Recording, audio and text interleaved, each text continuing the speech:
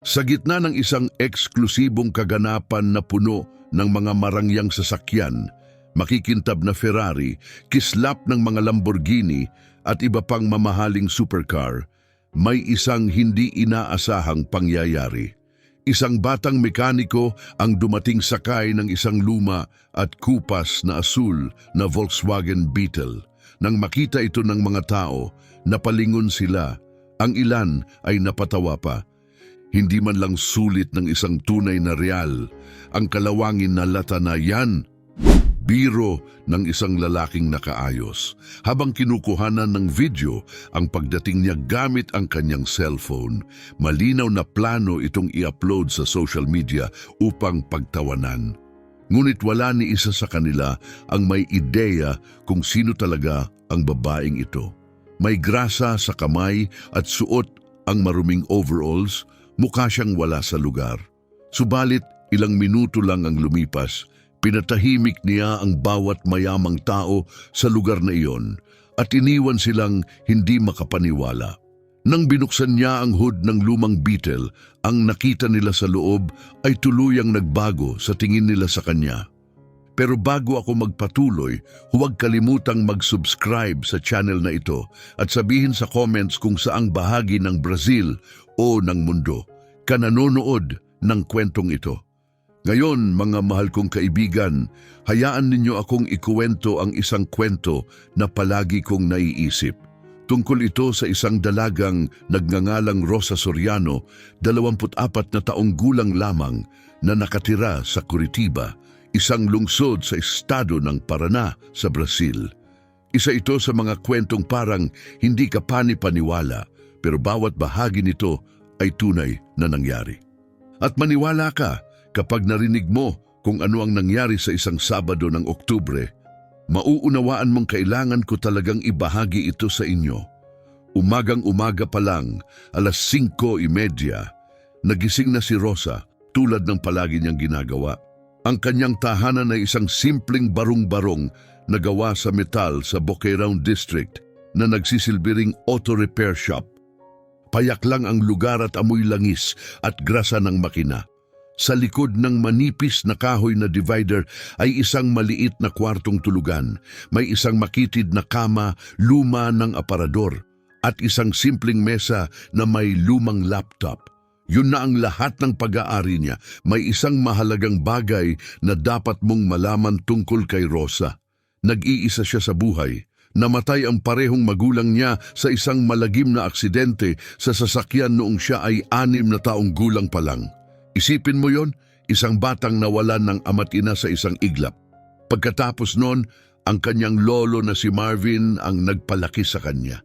Isa siyang kilalang mekaniko sa kanilang lugar at naging mundo ni Rosa. Siya rin ang naging guru niya. Tinuruan niya si Rosa kung paano humawak ng wrench, paano malaman ang problema ng sasakyan sa tunog pa lang ng makina. Para sa kanya, ang mekanika ay hindi lang hanap buhay. Ito ay isang paraan ng pagkonekta sa buhay. Bawat turnilyo, bawat parte, bawat ayos ay simbolo ng malasakit, tiyaga at dedikasyon. Pero 3 taon bago ang hindi malilimutang Sabado, dumating ang isa pang trahedya. Si Rosa ay 21 taong gulang pa lang nang atakihin sa puso si Marvin habang inaayos ang isang libo siyam naraan 87 Chevette. Bigla ito, kanina lang ay nag-uusap pa sila tungkol sa timing ng valve. Tapos biglang bumagsak siya. Wala na siya agad. Durog ang puso ni Rosa, hindi niya matanggap sa isang iglap na wala ang huling taong meron siya. Wala na siyang pamilya, tanging ang mga kasangkapan ng kanyang lolo at ang 1,900 na asul na Beetle na inalagaan nito na parang sagrado. Sa paningin ng iba, mukhang basura ang Beetle, may balat ang pintura, kalawangin ang bumper, pero kay Rosa, ito'y kayamanan. Hindi lang ito sasakyan, ito'y alaala, pamana, ang huling koneksyon niya sa pamilya at pagmamahal na minsang meron siya. At doon nagsimula ang Sabadong iyon, mas kabado siya kaysa dati. Sa tabi ng kanyang kama, maingat na nakapatong sa mesa ang isang laminated ticket. Nakasulat, Supercars of the South 2025, Espotrade Convention Center, VIP entry, 850 reais. Hindi mo to mapapaniwalaan, pero inipon ni Rosa ang perang iyon sa loob ng 8 buwan. 8 buwang pagtitipid sa lahat ng bagay. Hindi siya kumain minsan, hindi bumili ng damit at hindi gumastos kahit piso sa hindi mahalaga. Lahat para sa pagkakataong makapasok sa eksklusibong kaganapang iyon. Bakit? Hindi para mag-selfie o magpakitang gilas online. Hindi siya nandun para sa kinang. Gusto niyang mag-aral. Gusto niyang makita ang loob ng mga supercar, malaman kung paano sila ginawa, matuto mula sa kanila. Para kay Rosa, hindi ito exhibit. Ito ay parang universidad na hindi niya kayang pasukan. Kasi ang totoo, wala siyang pambayad sa kolehiyo para sa mechanical engineering. Kaya nag-aral siya mag-isa. Nanood siya ng YouTube tutorials, kumuha ng libreng online courses, nag-download ng manuals at nagbasa ng mga PDF hanggang madaling araw. Matapos magtrabaho ng 12 hanggang 13 oras sa kanyang shop, nag-aaral pa siya, nagsusulat sa mga sirang notebook. Sinisip-sip ang lahat ng kaalaman tungkol sa combustion, fuel injection, airflow dynamics at marami pa. Ngunit ito ang hindi alam ng kahit sino sa event at dito lalong nagiging kawili-wili ang lahat.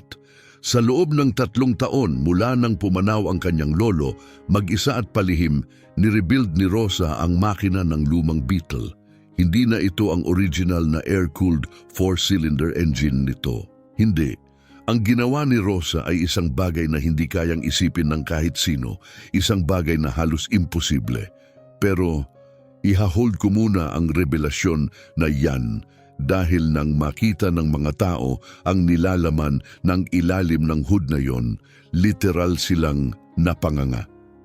Nang umagang iyon, mabilis na naligo si Rosa sa maliit at pansamantalang paliguan na ginawa niya sa loob ng kanyang talyer. Pagkatapos ay maingat niyang pinili ang pinakamaganda niyang damit, na hindi naman talaga ganoon kaganda. Isinuot niya ang kaisa-isa niyang maong na walang butas, kahit manipis na at kupas na ang tela. Isang simpleng kulay abong t-shirt ang kasunod, at sa huli ang pinakamalinis niyang sapatos, kahit pudpud na at halos natatanggal na ang swelas. Tumayo siya sa harap ng maliit, basag na salamin na nakapako sa dingding. Malalim siyang huminga at tinitigan ang sarili. Alam niyang hindi siya bagay sa isang high-class na car event. Hindi magara ang kanyang damit, wala siyang mamahaling sapatos o alahas. Pero iyon lang ang meron siya at pupunta pa rin siya. 7:00 ng umaga lumabas si Rosa at nilapitan ang kanyang lumang Beetle na tahimik na natatakpan ng alikabok sa ilalim ng trapal. Maingat niyang tinanggal ang takip para bang hinahaplos ang isang kayamanang hindi maaaring masaktan.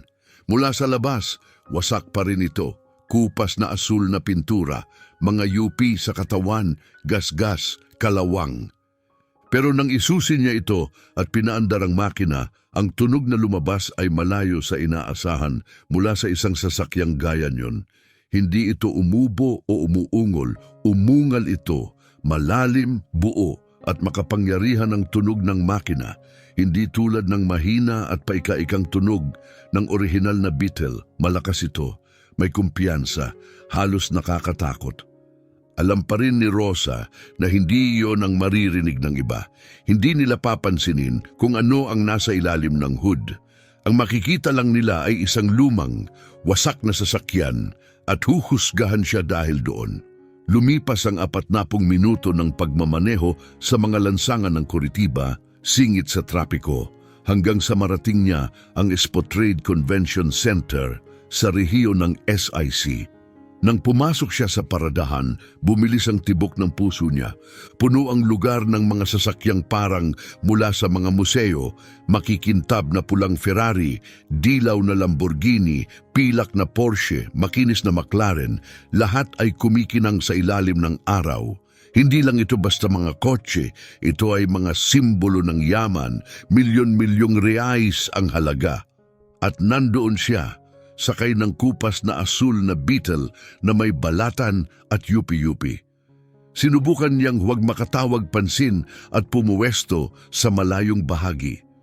Pero imposibleng hindi mapansin, hindi dahil maganda ang kotse niya, kundi dahil masyado itong ibang-iba sa lahat ng nasa paligid. Para bang naglagay ka ng askal sa gitna ng mga show pony. Doon lumapit ang isang lalaki.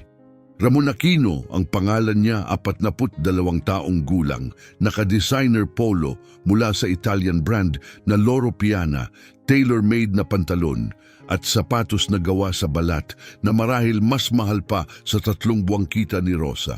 Kabababa lang niya mula sa isang Porsche 911 Turbo S, isang pilak na ganda na nagkakahalaga ng 1.8 milyong reais. Matangkad si Ramon, may gray na buhok sa gilid na ayos na nagbibigay sa kanya ng hangin ng kagalang-galang na may tiwala sa sarili.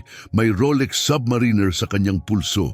Kumilos siya na para bang hindi kailanman inalala ang bayarin, paghihirap o pagkabigo. Nang makita niya ang Beetle, tumawa siya. Malakas. Hindi iyon basta biro. Isa iyong mapanghamak na tawa na umaling-aungaw sa paradahan. Sadya niyang pinansin para mapatingin ang iba. Lumapit siya sa bintana ng Beetle habang nakaupo pa si Rosa sa loob, naghahanda pa lang bumaba. Kumatok siya sa salamin gamit ang buko ng kanyang kamao, parang kumakatok sa pinto ng di kilalang tao. Dahan-dahang pinaikot ni Rosa ang crank para ibaba ang bintana. Tahimik at kalmado siyang tumingin sa lalaki. "Miss," malakas na sabi ni Ramon na may ngising mapanghamak, "mukhang nagkamali ka ng pinuntahan." Hindi na siya naghintay ng sagot. Yung bentahan ng second-hand cars nandun sa kabilang bayan. Dagdag niya na tila sinadyang iparinig sa mga nakatipong negosyante at car collectors. Namula ang pisngi ni Rosa sa kahihiyan, pero nanatiling kalmado ang kanyang mukha. "May tiket ako, sir," sagot niya ng mahinahon. "Karapatan kong nandito." "Tiket?" ulit ni Ramon habang tumatawa. "Gumastos ka pa para dalhin tong basurang sasakyan dito sa event na to?" Ang magalang na sagot ni Rosa ay hindi siya pinatahimik. Sa halip lalo siyang nabastos. "Alam mo yung mga taong inaakalang kahinaan ang kabaitan." Ganon si Ramon. Nakita niya ang tahimik at simpleng dalaga na nakalumang damit at may kung anong malupit sa kanya na gustong gawing katatawanan ng umaga. Kinuha niya ang kanyang iPhone 15 Pro Max at sinimulang i-video si Rosa at ang kotse para bang bahagi ito ng isang comedy skit. Lumakad siya sa paligid ng Beetle habang nagsasalita sa kamera na may halong pangungutya. "O mga tol, tignan niyo naman ang sorpresa ko sa Supercars of the South parking lot," aniya sa video. "May nagdala ng ganitong klaseng wasak na kotse at iniisip na bagay ito rito. Tignan niyo ang pintura." Zoom in sa mga gasgas at yupi. "Tignan niyo itong mga baku-bakong parte at kalawang. Hindi nga dapat pinapapasok to sa kalsada, lalo na sa isang event para sa mga luxury cars." Lumabas na si Rosa ng sasakyan. Nang tumabi siya rito, lalo pang tumawa si Ramon. Walang hiya niyang kinunan si Rosa mula ulo hanggang paa. "At ito na ang driver, tignan niyo naman. Butas na maong, kupas na shirt, sirang sapatos, perpektong kombinasyon. Iha!" Dagdag pa niya na may peking ngiti. "Sigurado ka bang hindi mo hinahanap ang supermarket? Nasa kanto lang yun." Maiisip mo ba ang kahihiyan? Isang 24 na taong gulang na babae na isinakripisyo ang lahat sa loob ng 8 buwan para lang makapasok sa event. Ngayon ay binabastos sa harap ng marami ng isang mayamang lalaki na hindi kailanman kinailangan magbanat ng buto. Ramdam ni Rosa ang hapdi sa mata, init sa pisngi. Pero hindi siya umiyak, hindi niya hinayaang manalo siya. At noon, nagsimulang magtipon ng iba. Ang pampublikong kahihiyan ay may malupit na kakayahang humikayat ng atensyon. Habang lumalakas ito, lalo pang dumarami ang nanonood. May ilan na nagnanais lang makakita ng iskandalo, ang iba naman ay gustong maramdaman na mas mataas sila kaysa sa iba, at sa kasamaang palad, may ilan na gustong makisawsaw at lalong palalain ang sitwasyon. Isang lalaking nasa 50 taong gulang ang dumating sakay ng kumikislap na pulang Ferrari F8 Tributo na nagkakahalaga ng mahigit 3 milyong reais. Bumaba siya at lumapit, naiintriga sa dumaraming tao.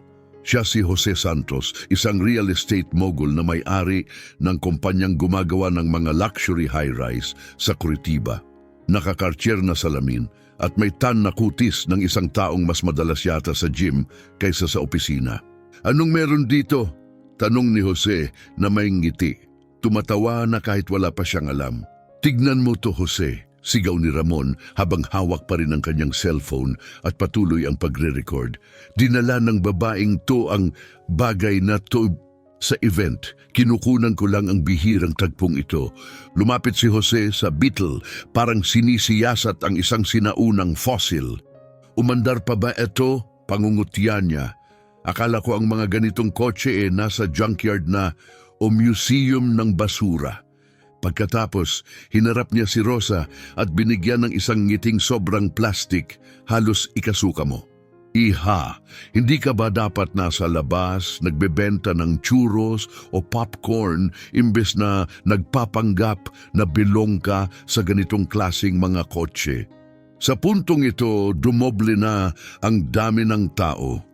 Mas marami pang negosyante, car enthusiasts at collectors ang lumapit. Ang ilan ay nagre-record na rin. Ang iba, tahimik lang at mukhang hindi sigurado kung tatawa o makikialam. Pero ang iba, ang pinakamasahol, ay sumama sa panlilibak ng walang pag-aalinlangan. Puslit lang siguro yan, malakas na bulong ng isang babaeng nasa 40. Naka-luxury dress siya at may dalang Hermes Birkin bag, isang bag na kasing presyo ng isang maliit na kotse. "Pa-check dapat yang ticket niya, baka peke." "Totoo ang ticket ko," sagot ni Rosa. Matatag, ngunit halatang nanginginig ang boses. Binuksan niya ang kanyang maliit at luma ng bag at inilabas ang laminated na pass. "Nagbayad ako ng 850 reais para dito. Inipon ko ito, karapatan kong nandito." Hindi na nagtatanong si Ramon, basta na lang inagaw ang ticket sa kamay niya, parang siya ang may-ari ng lugar. Sinipat ito, kunwaring eksperto sa pagtukoy ng peke. Mukhang totoo nga," sabi niya sa wakas, na halatang dismayado. Mas lalo lang nakakaawa. "Gumastos ka ng halos 700 reais para dalhin to rito.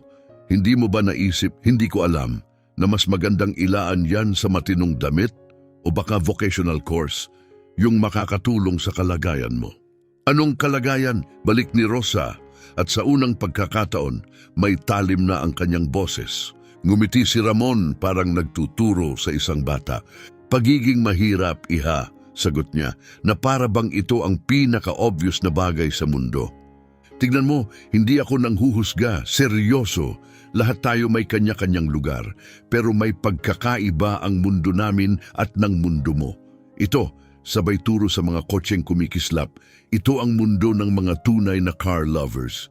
Yung may kakayahang magbayad para sa performance, sa design, sa innovation."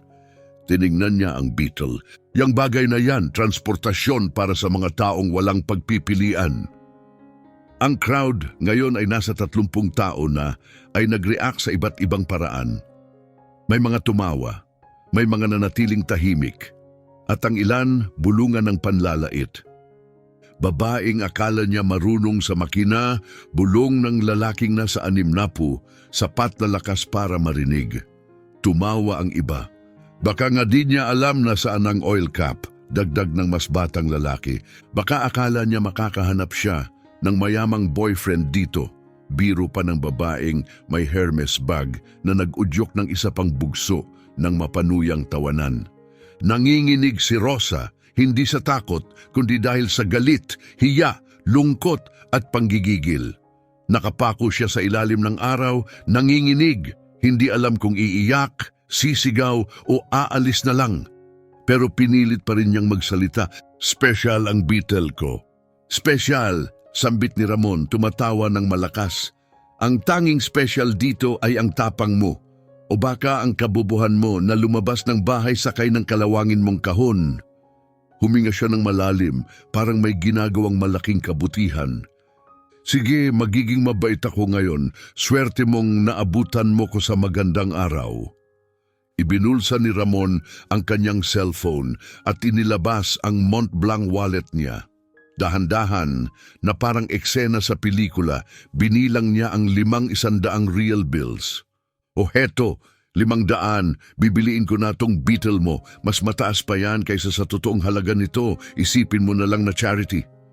Kunin mo na iyan, bumili ka ng matinong damit o kaya mag-enroll sa hairstyling o manicure course. Pwede ka pa rin naman magkaroon ng disenteng buhay.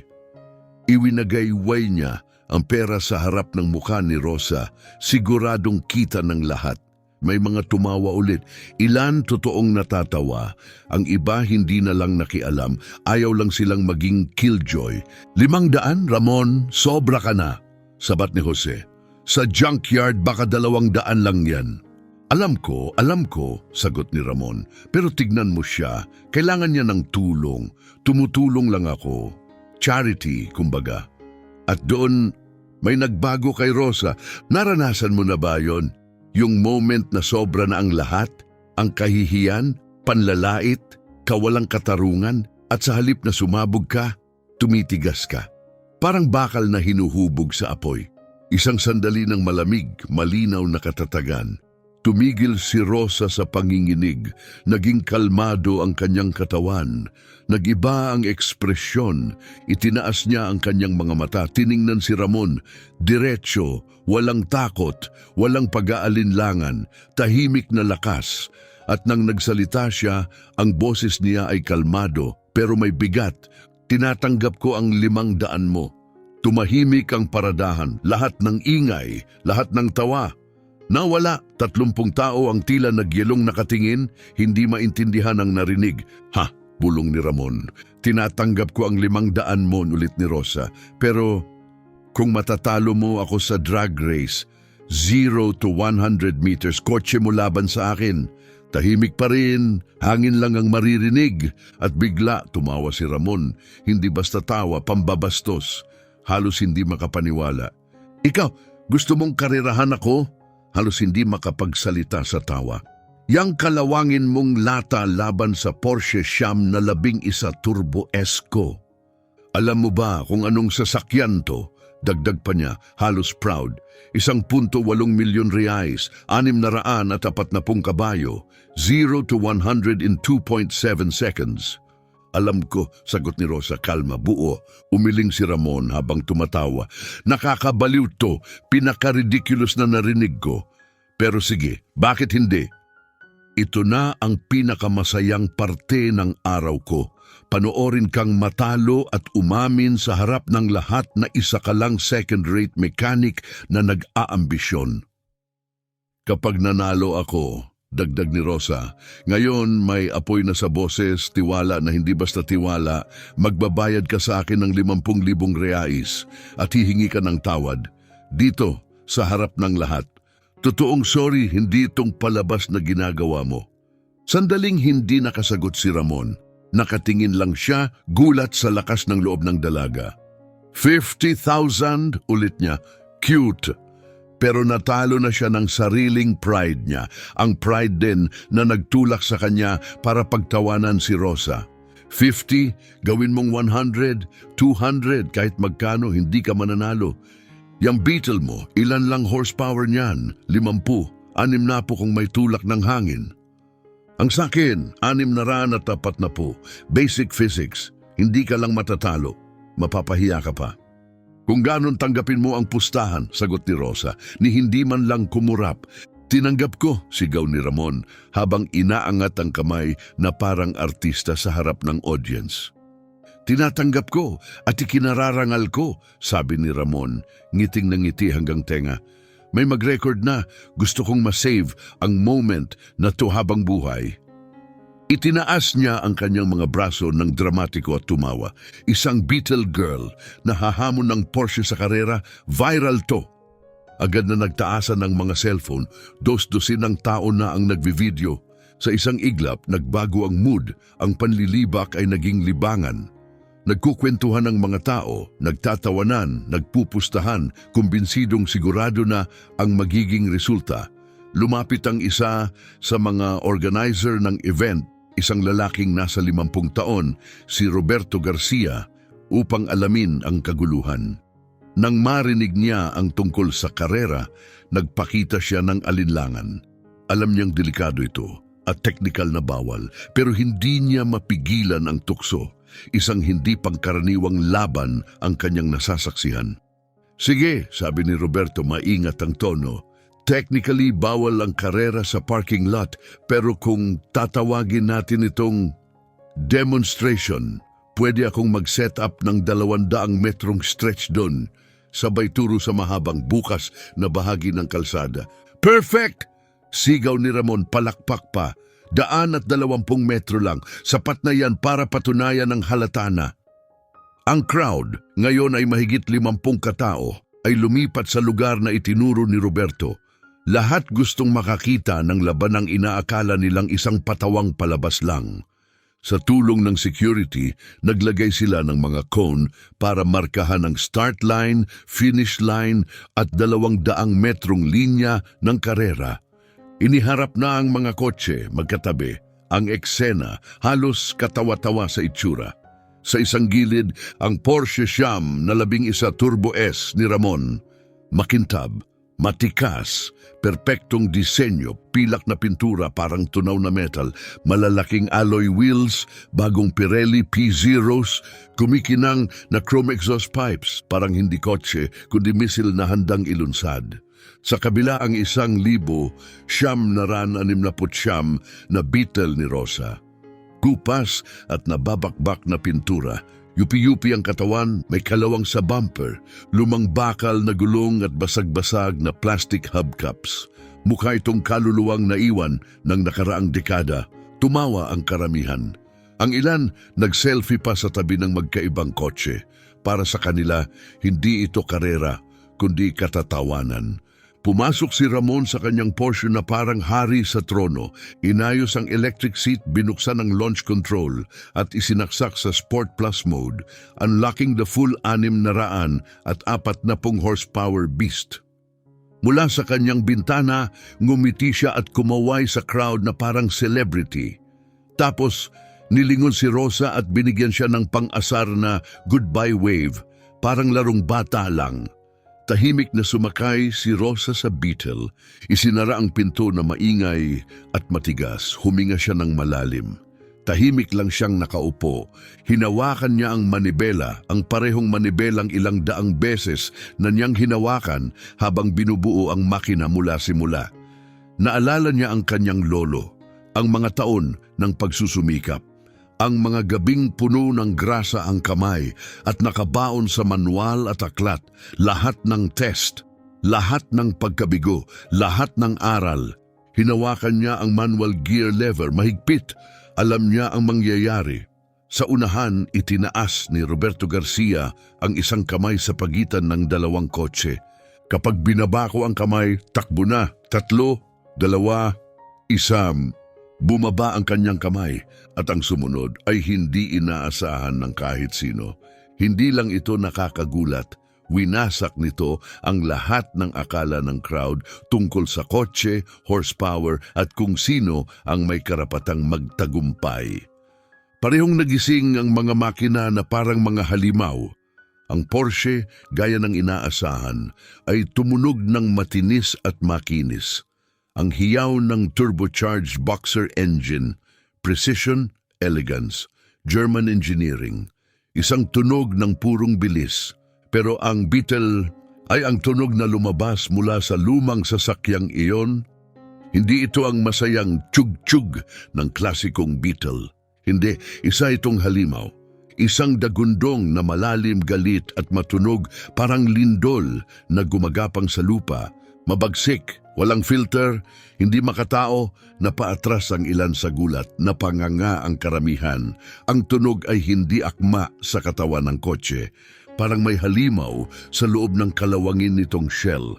At pagkatapos, sumabog ito. Hindi umusad, umitakbo. Parang kinanyon palabas, kumaskas ang likod na gulong, sunog ang goma. Iniwan ang itim na marka sa kalsada.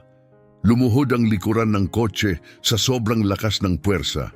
Bahagyang umangat ang harap, parang kabayong rumaragasa sa karera. Napasinghap ang crowd, ang Porsche ni Ramon. Oo, tumakbo rin, mabilis, makinis, 0 to 100 sa loob ng 2.7 seconds. Perfect ang traction control. Kumapit ang gulong, walang sablay. Ngumiti si Ramon, kumpiyansa sa isip niya, tapos na ang laban. Naiisip na niya ang mga bagong joke, siguro isa pang video mas bastos. Baka muling alukin si Rosa na bilhin ng Beetle, pero may kakaiba. Pagkalipas ng 3 segundo may mali. Ang Beetle hindi naiwan, ang Beetle nangunguna. At hindi lang kaunti ang lamang. Ang lamang ay hindi ka panipaniwala, lubos na imposible, taliwas sa lahat ng alam ni Ramon tungkol sa horsepower, physics at bilis. Sa ika-4 na segundo, 4 hanggang 5 metro na ang lamang ng Beetle ni Rosa. Sa ika-5 segundo, 8 na ang agwat. Pagdating ng ika-6 na segundo, tumawid na si Rosa sa 100 metro line, habang ang Porsche ni Ramon ay nagsisimula palang pumulot ng bilis. Tahimik ang lahat. Humigit kumulang 50 katao, lahat walang imik. Ang iba, nakataas pa rin ang cellphone pero nanginginig na ang kamay. Hindi na makasunod ang utak nila sa nakikita ng kanilang mga mata. May ilan pang kinusot ang mga mata, iniisip kung hallucination ba ito o panaginip. Pagdating sa 200 metro finish line, tahimik, malinis, mabilis. Tumawid ang Beetle ni Rosa. Ang Porsche ni Ramon, ilang segundo pa ang inabot bago makarating. Pagpreno niya, nanginginig ang mga kamay ni Ramon sa manibela. Maputla ang mukha, namumutla ang mga mata. Hindi lang siya nabigla, nayanig siya sa kaibuturan. Hindi niya maipaliwanag. Hindi ito tumutugma sa kahit anong lohika na alam niya. Samantala, lumabas si Rosa ng Beetle. Medyo nanginginig pa ang kanyang mga binti, hindi dahil sa takot, kundi dahil sa adrenaline na dumadaloy pa rin sa kanyang katawan. Kalmado ang mukha niya, pero may munting ngiti. Hindi ito kayabangan, kundi tahimik na tagumpay, isang sandali ng hustisya, marahil kahit kapayapaan. Si Ramon para bang nagising sa bangungot. Lumabas ng kotse ng lutang, muntik pang matisod at kinailangan pa niyang kumapit sa hood para hindi matumba. Ang mga mata niya ay hungkag, parang nakakita ng multo. At noon sumabog ang crowd, pero hindi sa palakpakan. Hindi pa una kaguluhan, boses na nagsasapawan. Sigawan, hiyawan, tila isang sabog ng pagkalito. Hindi to pwede, sigaw ng isa. May daya to, bulalas ng isa pa. Walang lohika, sambit ng pangatlo. Si Jose Santos, ang Ferrari owner na una ring nambastos kay Rosa, nakatingin lang, nakanganga. Tinititigan ng Beetle na parang bumagsak mula sa langit. At doon may ginawa si Rosa na tahimik ulit na nagpatahimik sa lahat. Lumakad siya papunta sa likuran ng Beetle. Ipinatong ang kamay sa takip ng makina, humarap sa crowd at nagsalita, "Gusto niyo bang malaman kung paano?" At binuksan niya ito. Ang nakita nila sa ilalim ng engine lid ay higit pa sa kahanga-hanga. Hindi ito obra sa artistic sense. Ito'y sining sa anyo ng makinarya. Isang likha ng dalubhasang lakas, eksaktong inhenyeriya at purong dedikasyon. Wala na ang lumang 1.6 litro air-cooled engine na kasama ng 1,969 Beetle. Sa halip, ang nandun ay isang hand-built monster, isang custom Boxer 6 engine, itinayo mula sa wala, aircraft-grade aluminum block, pinutol at ginawang parang galing sa Formula 1 garage. Naka-attach dito ang isang Garrett GT 3582R turbocharger, isang higanteng silver turbine na mag-isa pa lang ay higit 20,000 reais na. Nakakabit sa front-mounted intercooler na halos sinakop na ang harapan ng kotse. Ang fuel injection ay programmable gamit ang Haltech Elite 2500 ECU, isang matalinong sistema na kontrolado bawat aspeto ng combustion. Ang mga piston, forged high-strength alloy. Ang connecting rods, titanium, aerospace grade. Exhaust system, hand-welded stainless steel, eksaktong in-curve at sinukat para sa pinakamainam na airflow. Lahat ay pulido, lahat ay perpektong nakamount, walang sablay. Pero ang pinaka nakagugulat, walang kalat, walang improvised. Bawat wire, bawat bolt, bawat hose, nasa tamang lugar, malinis. Eksakto, parang gawa sa $1 milyon na karerang kotse, hindi sa isang kalawangin Beetle. At noon, lumapit ang isang lalaki mula sa crowd. Si Rodrigo Mendoza, isang kilalang engine builder sa Curitiba racing scene. Pumunta siya sa event para hangaan ng mga supercar. Pero ngayon, nakaharap siya sa Beetle ni Rosa at tinititigan ang makina parang ito'y isang sagradong bagay. Diyos ko, mahina niyang sabi, mga matay ng lalaki. Lumapit pa, inisa-isa ang detalye parang hindi makapaniwala. Ito ay gawa ng profesional.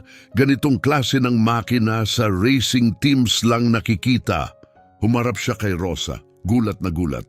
Sino ang gumawa nito para sa'yo? Tiningnan siya ni Rosa at sinagot ng may parehong katahimikan tulad ng sa starting line, Ako ang gumawa niyan sa workshop na iniwan sa akin ng lolo ko. Ang katahimikan na sumunod ay ibang-iba sa nauna.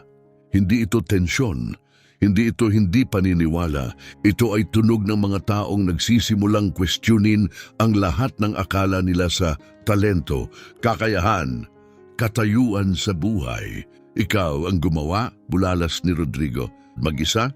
Mag-isa, ulit ni Rosa. 3 taon, bawat gabi matapos ang trabaho, bawat weekend, lahat ng kinita ko napunta sa proyektong ito, sa tools, parts at pag-aaral. Si Ramon, na nakasandal pa rin sa kanyang Porsche na parang iyon na lang ang bumubuhay sa kanya, ay nauutal, hindi ito posible, hindi mo ito kayang gawin. Wala kang diploma, wala kang background, walang edukasyon. May tumulong sa iyo, hindi yan gawa mo, hindi pwede. Humarap si Rosa sa kanya noon, nag-iba ang ekspresyon niya. Hindi siya galit. Hindi galit ang nasa mga mata ni Rosa. Hindi paghihiganti. Ang naroon ay mas malalim. Isang bagay na mas nakakaistorbo para kay Ramon, awa. Tunay, tapat na awa para sa isang lalaking nakakulong sa sarili niyang kayabangan na hindi kayang makilala ang talino kahit nasa harapan na niya ito. Wala akong diploma, ulit ni Rosa, pero sa pagkakataong ito, may dalang autoridad ang boses niya, isang uri ng panatag na lakas na naging dahilan para makinig ang lahat. Pero sa loob ng 3 taon, nag-aral ako ng mechanical engineering gamit ang mga libreng online courses mula sa mga universidad gaya ng USP, MIT at Stanford. Tumigil siya. Hinayaang lumubog sa isipan ng lahat ang mga sinabi niya. Gabi-gabi pagkatapos magtrabaho ng 12 o 13 oras sa pag-aayos ng kotse, gising pa ako hanggang 3:00 o 4:00 ng umaga. Walang tigil akong nag-aral. Binasa ko ang lahat ng manual ng makina na mahahanap ko. Porsche, Ferrari, Lamborghini, BMW M, kahit anong PDF na available. Itinuro niya ang bawat bahagi ng makina habang nagsasalita. Matatag, tiyak. Inaral ko ang airflow dynamics, compression ratios, valve geometry, combustion cycles, heat transfer, turbo pressure, at inilapat ko ang lahat dito, piraso bawat piraso, ayos bawat ayos, test pagkatapos ng test. At 12:00 niya binigkas ang mga salitang tuluyang nagpatahimik sa lahat. 420 horsepower ang makina na yan. May ungol ng gulat mula sa crowd. Ang bigat ng kotse ay 810 kilos. Ibig sabihin, may power to weight ratio ako ng 1 horsepower kada 1.7 na kilo. Tiningnan niya si Ramon, diretso. Ang Porsche mo ay may 1 horsepower kada 2.8 kilo. Hindi siya ngumiti, hindi siya nagmayabang. Sa matematika, sabi niyang kalmado, mas mabilis ako. Mula pa sa simula.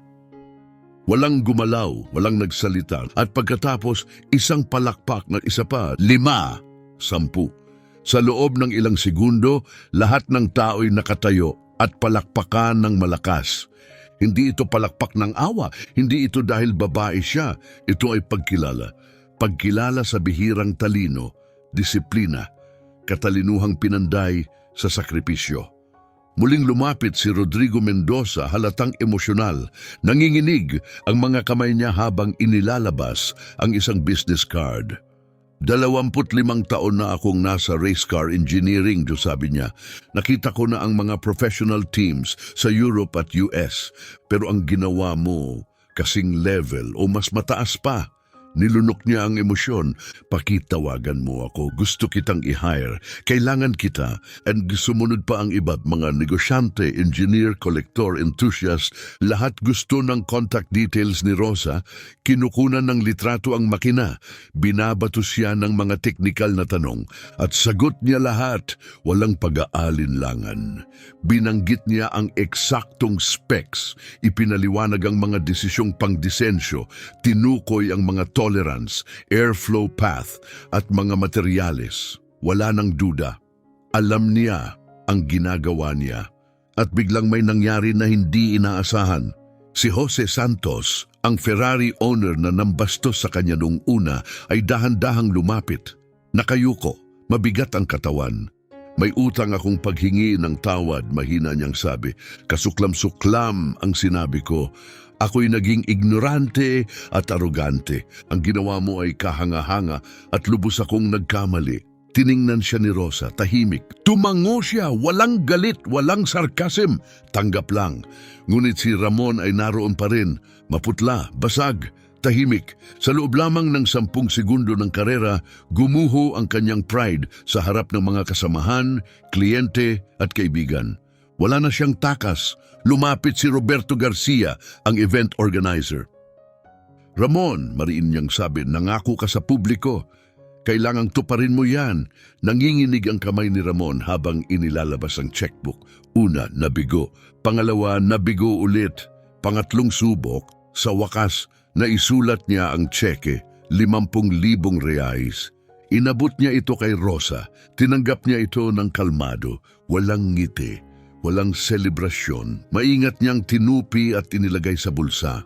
Mas higit pa ang utang mo sa akin kaysa sa pera, sabi niya.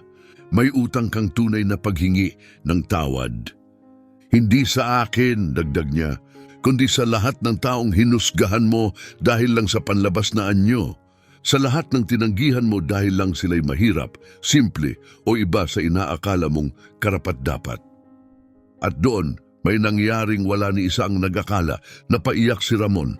Bumuhos ang luha sa mukha niya. Nabasag ang boses. Patawad! Bulong niya. Tunay na patawad! Naging malupit ako, naging arrogante. Umiling siya, puno ng hiya. Naging eksakto akong uri ng taong matagal ko ng kinamumuhian. Patawad. Mga kaibigan, makinig kayong mabuti. May mga sandaling naghahati ng buhay sa 2 bahagi. Bago at pagkatapos. Ang Sabadong iyon ng Oktubre ay isa sa mga sandaling iyon, hindi lang para kay Rosa, kundi para sa lahat ng nakasaksi. Kapag nakita mong gumuho ang kayabangan at nanindigan ng katotohanan, nagbabago ka. At pagkatapos ng paghingi ng tawad ni Ramon, may isa pang nagsimula.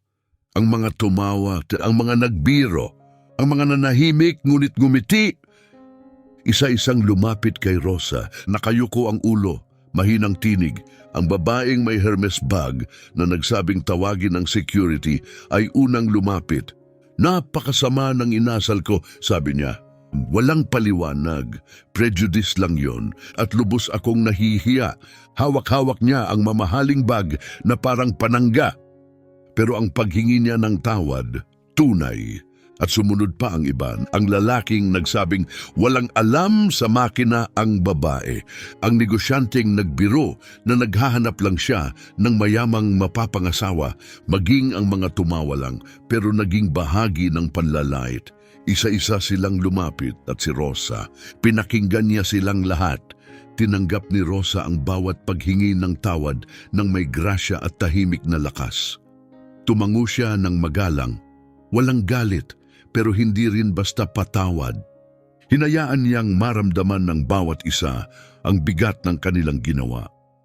May aral na kailangang matutunan at pinayagan niya silang dalhin iyon. Samantala, si Rodrigo Mendoza, ang batikang engine builder, hindi pa rin umaalis sa tabi ng Beetle. Paikot-ikot siya, sinusuri ang bawat detalye, nagtatanong ng palalim na technical na tanong. Paanong nabalance mo ang turbo niyan nang walang access sa professional calibration tools?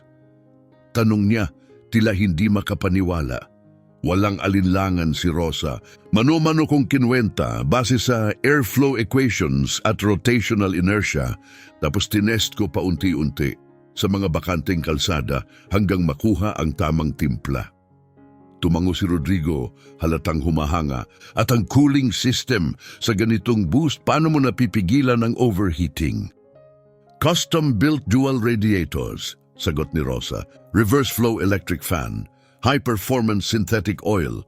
Inoptimize ko ang buong sistema para disipahin ang init ng pinaka-epektibo. Bawat sagot ni Rosa ay lalong nagpapahanga kay Rodrigo. Kailangan mong magtrabaho sa akin, mariin niyang sabi. Ikaw ang magtakda ng sahod mo. Seryoso ako.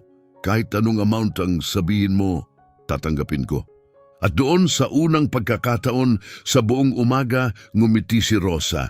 Tunay ng ngiti, malambot pero taos puso. Pag-iisipan ko, sagot niya. Salamat. Pero meron pa akong workshop na iniwan ng lolo ko. Yun lang ang natitira sa akin mula sa pamilya ko. Hindi ko kayang iwanan yon. Sa di kalayuan si Ramon ay tahimik na nakatingin. Hindi na puno ng yabang, wala ng kumpiyansa, kundi katahimikan. Nakita niya si Rosa napapalibutan ng mga taong humihingi ng kaalaman, nagbibigay ng business cards, pinupuri ang talino niya. At sa unang pagkakataon sa kanyang buhay, may naramdaman siyang bago. Hindi hiya dahil natalo sa karera, kundi hiya sa kung anong klaseng tao siya naging. Naalala niya ang kanyang dating asawa, ang babaeng iniwan siya 2 taon na ang nakalilipas.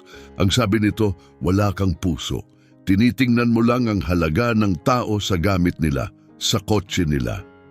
Noon akala ni Ramon ay OA lang siya, pero ngayon habang pinagmamasdan si Rosa, ang parehong batang babaeng sinubukan niyang apihin, naintindihan niyang tama ang lahat ng sinabi ng dating asawa niya. Lumapit si Roberto Garcia, ang event organizer. Miss, sabi niya, may ngiti ng pagmamalaki. 8 taon na akong nag-o-organize ng event na to. Nakita ko na ang Ferraris, Bugattis, McLarens, pero wala pa akong nakita tulad ng ginawa mo ngayon. Tumigil siya. Pwede ba naming ilagay ang Beetle mo sa loob? Sa main showcase area? Libre syempre. Deserve nitong maging tampok. Tumingin si Rosa sa kanyang lumang kotse. Kupas ang pintura, may yupi, may kalawang. Pero sa kanya, ito ay higit pa sa kotse. Ito'y alaala, ito'y pagmamahal, ito'y pamana. Ikinararangal ng lolo ko to, mahina niyang sabi, bahagyang nanginginig ang boses. Palagi niyang sinasabi, ang tunay na talento hindi nangangailangan ng karangyaan at ang marangal na trabaho mas mahalaga kaysa sa anong kumikislap na walang laman. Maingat na ipinatong ni Rodrigo ang kamay sa balikat ni Rosa. Magaling ang pagpapalaki niya sa iyo. At nasan man siya ngayon, sigurado akong ipinagmamalaki ka niya. Nagalisan na ang karamihan sa crowd, pero may ilang car lovers ang nanatili sa paligid ng Beetle, sabik pang matuto. At si Rosa nanatili rin, sumasagot ng bawat tanong. Walang pagmamaramot. Hindi niya tinago ang kaalaman, ibinahagi niya, bukas palad. At noon lumapit muli si Ramon, hindi masyadong malapit, mga 3 metro ang layo.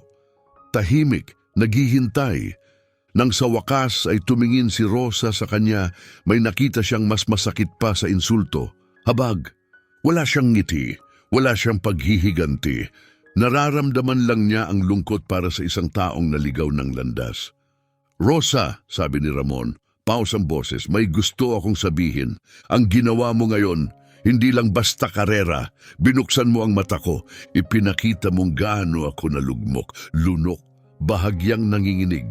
Ilang taon na akong naniniwala na mas mataas ako sa iba. Ilang taon na kaya ang nasaktan ko sa kayabangan ko. Hindi ko inaasahan ang kapatawaran. Hindi ko yon karapat-dapat. Pero gusto kong malaman mo, magbabago ako. Kailangan kong magbago. Matagal siyang tiningnan ni Rosa. Walang salita. At nang nagsalita siya, hindi masakit, hindi rin malambing, kundi tapat. Ramon, sabi niya, ang talento, walang kasarian, ang halaga ng isang tao, hindi nakabase sa kayamanan. At ang dignidad, hindi mo mabibili sa car dealership. Tiningnan niya ito ng diretsyo. Sana matutunan mo talaga yan. Hindi lang ngayong araw, kundi araw-araw mula ngayon. Tumango si Ramon, walang masabi, tapos ay tahimik na siyang umalis. Habang tumataas ang araw, isinara na ni Rosa ang hood ng Beetle. Ang bulsa niya ay puno ng business cards, mga job offers, mga proposal, mga oportunidad. Pero hindi iyon ang pinakamahalaga.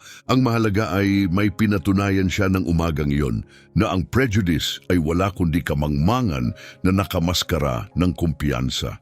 At ang tunay na talento, hindi humihingi ng pahintulot. Gumagawa ito ng paraan. Kahit ilang beses pa siyang itulak palayo. Kung magmamaneho ka sa Avenida das Torres, sa industrial zone ng Curitiba, makikita mo ang isang malaking, makabago, high-tech na gusali. 1,400 metro kwadrado.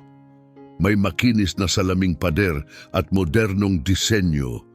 Sa taas ng entrance may kumikislap na LED sign, Soriano Performance Workshop, Automotive Tuning and Restoration, at sa ibaba ng karatulang iyon, sa isang glass display case na may malambot na puting ilaw, ay nakatayo ang isang kupas na asul na 1969 Beetle.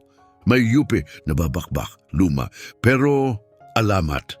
Sa tabi ng lumang asul na Beetle na iyon, ngayon ay nakaupo ng buong pagmamalaki sa likod ng salaming bintana ng showroom, may isang maliit na plakang tanso. Nakalagay dito, huwag mong husgahan ng makina dahil ang kupas ang hood.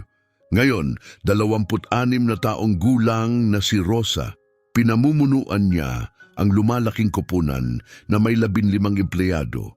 7 dalubhasang mekaniko, 3 katulong, 2 ekspertong pintor, 1 elektrisyan ng sasakyan, 1 welder at 1 receptionist. Ang talyer niya ay naging isa na sa mga nangungunang pangalan sa Brazil pagdating sa pagbuo ng makina at paghahanda ng mga race car. Dumadayo ang mga kliyente mula sa iba't ibang lugar, mula São Paulo, Rio de Janeiro, Minas Gerais at maging mula Rio Grande do Sul. May ilang sasakyang ginawa niya na nakasali na sa profesional na kompetisyon at umabot pa sa podium. Pero ang pinaka-nakakaantig, ang bahagi na laging tumatatak sa isip ko tuwing naiisip ko siya, ay ito. Hindi kailanman nakalimot si Rosa kung saan siya nagsimula. Tuwing Sabado ng umaga, binubuksan niya ang pintuan ng talyer, hindi para sa mga high-end na kliyente, kundi para sa 10 kabataang mula sa mahihirap na komunidad. Mga kabataang malamang ay hindi kailanman mapapalapit sa isang profesional na paggawaan kung hindi dahil sa kanya. Sa loob ng 4 na oras, itinuturo ni Rosa sa kanila ang mga pundasyon ng mekanika. Ginagabayan niya sila at ibinibigay niya ang bagay na hindi pa naranasan ng marami sa kanila, isang tunay na pagkakataon. At kapag tinatanong siya ng mga tao kung bakit niya ito ginagawa, iisa lagi ang sagot niya. Ibinigay sa akin ng lolo ko ang pagkakataong iyon. Ipinapasa ko lang. Ang kwento ni Rosa at ang maalamat na karera laban kay Ramon Aquino ay hindi lang nanatili sa parking lot noong araw na yon. Kumalat ito, nag-viral, Nabalita ito sa mga news outlet, na itampok sa mga car magazine at naikwento sa isa sa pinakasikat na automotive podcast sa Brazil. Naging guest speaker si Rosa sa mga universidad. Lumabas siya sa pambansang telebisyon. Nakatrabaho pa niya ang mga automaker sa mga espesyal na concept car project. Ang kwento niya ay naging simbolo, paalala na ang talento, tibay ng loob at dedikasyon ay kayang basagin ng kahit anong pader, kahit anong pagkiling, kahit anong limitasyong pilit ipinapataw ng lipunan. At si Ramon Aquino naman, ayun, ibang-iba ang naging takbo ng kwento niya.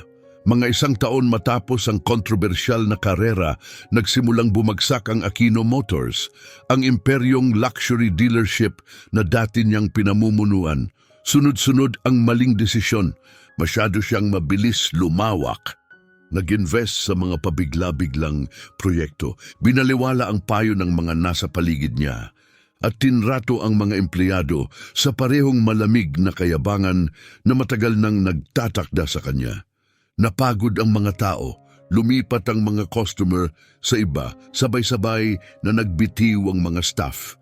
Umatras ang mga partner sa mga kontrata. Sa loob lang ng 18 buwan, 3 sa 5 niyang dealership ang nawala.